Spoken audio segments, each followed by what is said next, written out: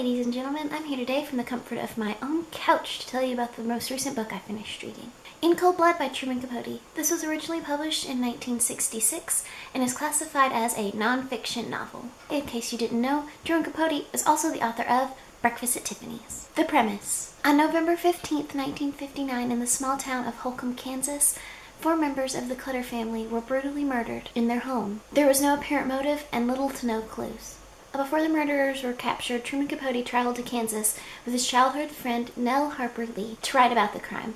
Together they interviewed members of the community and those who were working on the case, taking thousands of pages worth of notes. 6 weeks after the murders, the killers were captured, and Capote also interviewed them on numerous occasions. Over a span of 6 years, Capote worked on this novel. In Cold Blood is considered by some to be the original non-fiction novel, although there were works that preceded it that were very similar, but it was the best of its kind at the time. It is regarded by critics as the pioneer for the genre that would eventually become the true crime genre.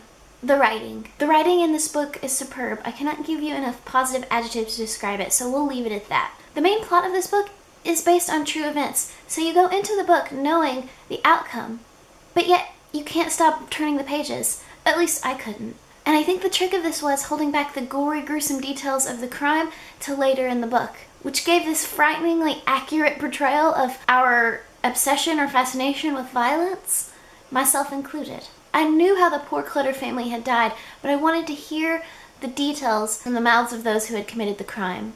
And Capote wrote it in such a way that I forgot that it was nonfiction and that it was based on case files and interviews, but it felt like those gentlemen were telling me directly. Also, Capote wrote in a very descriptive and visual way that left very little work for my imagination to do, but not in a negative way. He wasn't overly descriptive or wordy. I believe at this point he had some experience writing screenplays and plays, and that definitely showed through. And the only slump in the writing was towards the end when there was some legal jargon that I felt was kind of dry, but aside from that, it didn't distract from the novel. One more thing about the writing. There were parts of this novel that were blatantly dramatized. So this novel wasn't completely 100% factual, but it worked for the flow of the story as a piece of literature. And I know that Capote received some flack for this when he published the book. It was probably because he presented it as 100% actual facts.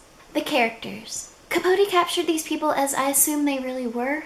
As I mentioned a few seconds ago, there was parts of the book that were obviously dramatized. He did this in a way that made me feel like I knew and understood all of the people in this book, from the Clutter family, to the investigators, to the murderers. In conclusion, the writing in this book is definitely something to write home about. He is an excellent writer with a wide range. Being able to write something like this, after writing something like Breakfast at Tiffany's, there's no doubt. He took people who were imperfect and did horrible things and made me feel sympathy for them. Genuine sympathy. And he gave an insight into America's fascination and somewhat obsession with violence and murder. And he did all of this within a mere 343 pages. I will definitely be picking up more of his writing in the future.